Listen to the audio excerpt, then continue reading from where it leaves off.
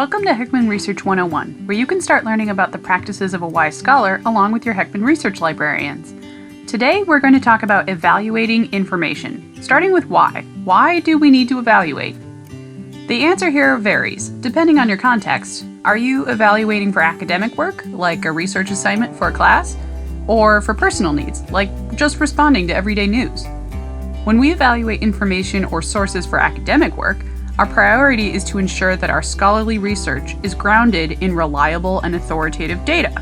We usually consider sources scholarly and reliable when they're created and vetted by experts in their field, and we often spend most of our time seeking out these kinds of sources for our research papers and projects. On the other hand, when we evaluate information for personal needs, we're trying to solidify our own viewpoints and decisions in everyday life within a world of information that contains news, advertising, social media, and more. We're often interested in figuring out what is best or true, but it can be hard to decide among so many sources. Different contexts call for different kinds of information, but it's not always clear when you look at an article or a video what that kind is. Is it objective? Is it opinion? Is it satire, advertising, misleading? That, in a nutshell, is why we take the time to evaluate, to know as much as possible about a source so that we can decide if and how to use it. So here's the tricky part. Since evaluation depends a lot on your context, there isn't necessarily a good source or a bad source. Instead, think about evaluating sources on a scale, or 3 scales actually. First, we think about relevance, or how relevant is this source? Does it answer the questions I have? Does it offer the kind of information I need? Remember, we have to keep in mind our context to decide how relevant a source is for us. Let's say I'm creating a poster presentation on food allergies in children for my nursing class, and I find these 2 articles. One's from a medical journal reviewing the latest studies on managing food allergies for children, and one is from a popular blog by a mom whose child has a severe nut allergy. They're both relevant in a sense, because they're both about my topic, but because I'm creating an academic presentation, I'm going to choose the medical journal article, because this is a scholarly study, and I can trust that they've collected this data after thorough testing. Besides relevance, we also need to think about expertise. Is this written or published by qualified experts? Is this verified or supported by others with expertise? In our same example, I can look up the authors of this medical study and see that they are a team of doctors and nurses at prestigious institutions, so I judge them to be more experienced and knowledgeable sources than the mom blogger. I also see that this medical journal is peer-reviewed, which means that other experts have verified the study already, giving it more credibility.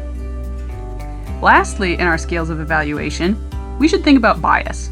Bias refers to those sometimes hidden agendas or views that might influence how a source presents its information. Sometimes we can see this in its language and graphics. Is it more factual or more feeling? We might also expect a certain bias or perspective depending on who has sponsored the source or if the source is associated with any particular groups. Let's say I find a 3rd article on the web talking about how vaccines may be causing infants to develop severe food allergies. At first glance, this might seem relevant and informative, but there are a few things that may clue me into bias here.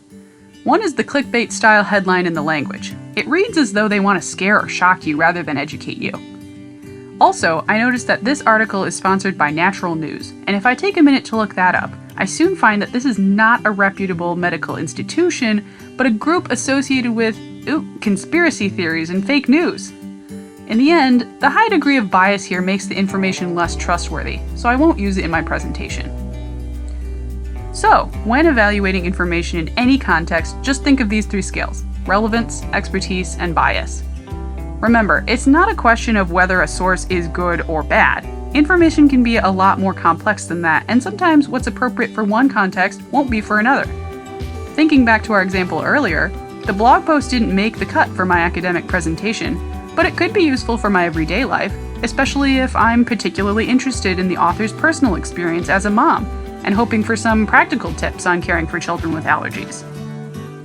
Taking time to evaluate your sources will help you turn out better academic work and make more informed decisions in your everyday life. Not only now, but later, when we get the chance to share or present what we've learned, we can clearly articulate where this information is coming from, which can help others learn more too.